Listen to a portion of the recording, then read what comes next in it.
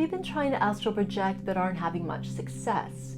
Well, in this video, I talk you through 5 practical tips that can help you have consistent, high-quality out-of-body experiences, or OBEs, the easy way.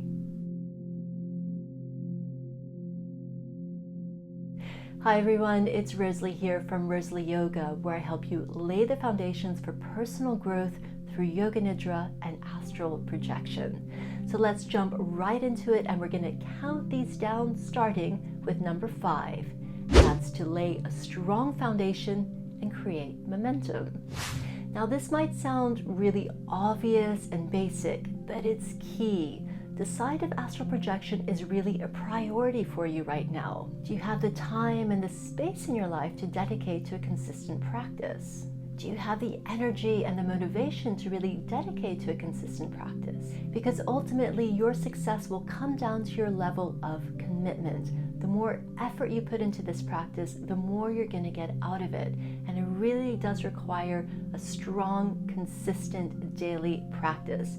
Is this something that you're willing to do right now? And is this something that you have the time and the energy for right now? And if you decide this really is a priority for you, my first tip is to eat, sleep, and drink OBEs. And let it really absorb your every waking thought with the books you read, with the videos you watch, with the conversations you have. Let yourself really become absorbed by the topic. And let this come from a place of real excitement and inspiration and just really wanting to know as much as you can about the topic. Now, I love this quote by Marie Forleo. She says, "Success doesn't come from what you do occasionally, it comes from what you do consistently." So let astral projection be something that you think about and read about and talk about consistently in your everyday life. And if it is something that you just occasionally practice, then you'll find that your results are going to be inconsistent.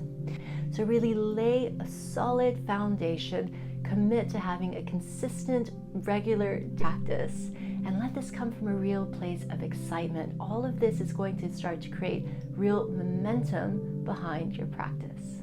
And that brings me to my next tip, which is to check in with your mindset. Now, as we just talked about, you want momentum and consistency in your practice, but you also want to enjoy the journey, enjoy the process of getting there. So it's important to tune into yourself and really check what kind of energy you're approaching your practice with. Is it from a place of really forcing, of really pushing, I have to do this? You're kind of creating a more desperate energy within yourself that creates tension within yourself. The ideal kind of mindset and approach to astral projection is to be really easy about it and to be really playful with it and see it as, a big experiment, a big adventure that you're going on. The more you can do this, the more flow and ease you're going to create in your practice. And also be open to whatever happens, because sometimes we start to create these preconceived notions of what an exit might look like or what your first out-of-body experience might look like. And if you do that, if you become too focused on an actual result of what you think it will be like, you're closing the door to maybe something that's infinitely better. So be really open to whatever happens and just let yourself enjoy the ride. This is the ultimate adventure, and you really want to enjoy it. Don't get stuck in and get too serious about it. The lighter energy you can bring to this, the easier things are going to come. Really see this as something that you are going to enjoy your whole life. So don't put too much pressure on yourself. Enjoy it every step of the way. And all the skills and all the practices that help you astral project are things that are going to be beneficial in other areas of your life. So this is really kind of a holistic, life transformative experience, not just the OBE itself, but all the things that you do along the way to get there. Now, a second component of your mindset is to really check in as to why you'd like to astral project. It's important to spend some time really journaling about this, reflecting on what it is that you hope to gain from your practice. And I'd really encourage you to write this down. Also check in with any fears, any limiting beliefs, any doubts that you might have about astral projection. And we're going to work on those with tip number 3, which is affirmations. Now, anything we focus on increases in our lives, and affirmations really help us direct what we're focusing on. And an affirmation is simply a statement. It's a short, positive statement in the present tense that you repeat over and over. And what affirmations do and what they're really powerful at is to help reprogram your subconscious mind. So if you do find that you have a limiting belief or a fear around astral projection, you can use affirmations to really help you reprogram your subconscious mind.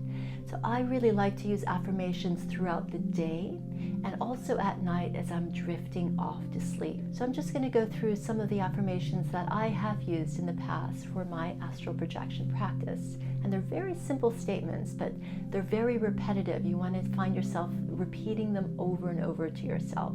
So throughout the day, for example, you could say things like, I enjoy out-of-body experiences. Out-of-body experiences are beneficial to my personal and spiritual growth. I am ready to explore beyond the limits of the physical body. And this is my ultimate one, my favorite one, and it comes from my friend and my former teacher, Affirmations. I am the most proficient out-of-body explorer in the world. I am the most proficient out-of-body explorer in the world. And this brings me actually to an important point, and that is to really inject your affirmations with emotion, with feeling. You don't just want to say them by rote. So this is really something that you're feeling as you say it. So I am the most proficient out-of-body explorer in the world. It's a really, really powerful one. Try that one. But it can also be something very specific if you find that you have a fear around it, a specific fear around astral projection or a limiting belief. If you don't think this is possible for you, create an affirmation around that fear or that limiting belief and say it with real feeling and real emotion. That was during the day, and at night you can also start to let your last waking thought be an affirmation, and that will help you slip into sleep if you're falling asleep with that as a very last waking thought, and that can be really, really powerful. And again, my favorite one to use at night is I am the most proficient out-of-body explorer in the world. I'll give you a few other examples you could use as you drift off to sleep. It could be, now I have a fully conscious out-of-body experience. Now my body sleeps and my mind remains awake and aware. I am ready and open to explore beyond the limits of the physical body. It's another one of my favorites. Now the higher realms are calling me. Tip number 2 is to use reality checks. Now, reality checks are a technique that are often used in lucid dreaming practices. And what it is something that you repeatedly do throughout your day, and it becomes so ingrained that you find yourself doing it at night in your dream. And once you do that, you realize you're dreaming, wake yourself up, and have a lucid dream. And the reason I like to do reality checks is because you can also then turn that lucid dream into an out-of-body experience. A very simple reality check, which is the one I use, is simply to pull my finger and ask myself, am I dreaming or am I awake? And the reason I like this one is because it's very simple, it's not obvious what you're doing. And what will happen is in a dream, when you pull your finger and you ask yourself, am I dreaming or am I awake? Your finger might stretch. And once it stretches, you think, hey, I am dreaming, and then you wake yourself up. And then there are very easy ways of turning that lucid dream into an out-of-body experience. The simplest way is simply to create a door or a window and go through it with the intention that when you pass through that window or door, you will be in an out-of-body experience. Now, I haven't had a huge amount of out-of-body experiences this way, but this is something I'm actually picking up again. I'm putting a little bit more effort into my lucid dreaming practice because it's actually an easy way to kind of have a second round, a second attempt. You can try when you drift off to sleep. For some people that works. For me, it works well. When you are sleeping, this is another way to carry on your practice, right? So it's like round 2. So why not keep trying? So reality checks, really, really important. So we're coming to my top tip, tip number 1, which is to raise your internal frequency. And this really has to do with the quality and the caliber of the experiences you have. You know, many people come to this practice wanting to experience higher realms, to connect with people that have crossed over, to visit the Akashic records, for example, to connect with your higher self. All of these experiences, these really transformative, high quality out-of-body experiences, require your own internal frequency to be quite high, because you can only ever enter a realm that matches your internal frequency. So it's super important that you do things on a daily basis in your waking life to really keep your internal frequency very high. This is really about learning to attune yourself to more subtle energies and to really open yourself up to really increasing the flow of prana or life force energy through your body. And it's different for everyone what these actual practices are, but there are some commonalities. So all kinds of energy work, things like meditation, super important to have a consistent daily meditation practice. For me, it's always been yoga nidra. Yoga nidra has really helped me master that mind awake, body asleep state and learn to rest in that conscious awareness, in that state where the body has dissolved but my mind is there. I mean, I think that's super important for me. Yoga nidra is key. Things like breath work.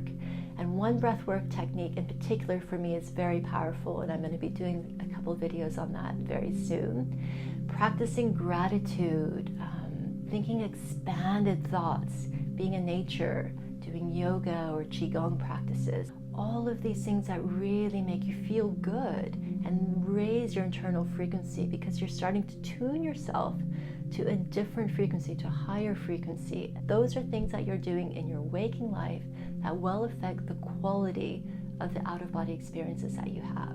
And there are a few other things as well that are really can be quite personal. For example, I have been vegan or vegetarian my entire adult life almost, and I think that's made actually a really big impact. Also cutting out alcohol. I'm sure that's not going to be very popular, but I stopped drinking alcohol 5 years ago, actually today. I'm filming this on New Year's Eve, and that has made a big impact in my practice. And I'm not saying that if you do drink alcohol, you're not going to have consistent, high quality out-of-body experiences. Of course you can, but it's things that you know within yourself that you will just have to see what makes me feel really expansive and open. It's that feeling that you're trying to implement all the practices that help open up your energy field, open up the flow of energy through you. And what I found in my own practice is that out-of-body experiences just become a byproduct of having this kind of elevated state of consciousness, of being very high vibrational. Out-of-body experiences come easily and naturally and consistently when you have all of these practices in place. You know, there are many ways of having out-of-body experiences. There are many methods and techniques and all of this. I am right now just sharing my ways. I'm not saying that you have to meditate and you have to do breath work and yoga nidra in order to have an out-of-body experience. I'm sharing what's worked very well for me. So there you have it. We have touched upon my 5 top tips to help you accelerate your astral projection practice. Number 1, to lay a solid foundation and to create momentum. Number 2, to check in with your mindset. Number 3, to use affirmations. Number 4, to use reality checks. And my top tip is to become high vibrational. And all of these practices will help you have consistent, high quality, out-of-body experiences. Now, I'd love to hear from you. Let me know in the comments what was your biggest takeaway, and also if you have any questions, and I will try to address those in a future video. I want to take this chance as well just to thank everyone for all your comments, all your questions. I read every single one. I'm sorry, I'm unable to answer all of them, but I do keep a list of the big questions, and I'm going to start a little series where I'm answering most of the questions that I get that come through often. So that is coming as well in the new year, along with those videos that I talked about with my breath work. I'm super excited about that one. And my little bonus tip, I don't want to forget to mention this, and that is about journaling, especially keeping a dream journal. This is super important to have a journal next to your bed when you wake up. Let it be the first thing that you do every single morning. The more you write, the more experiences you're going to have, and the more you're sending a signal to your subconscious mind that you're open to these experiences and it's something that you want to invite more of in your life. So make sure you're keeping a dream journal. And one last thing, I have an astral projection guide. It's a 5-step guide available to download for free from my website, and I will put a link somewhere up here and in the description below. So if you haven't downloaded it yet, make sure that you do that. And if you like this video, I'd be super grateful if you'd give it a thumbs up, share it with someone who you think might be interested in it, and make sure to leave me a comment. Tell me what your key takeaway was, and also if you have any questions. Thank you so much for watching, and I'll see you in the next video.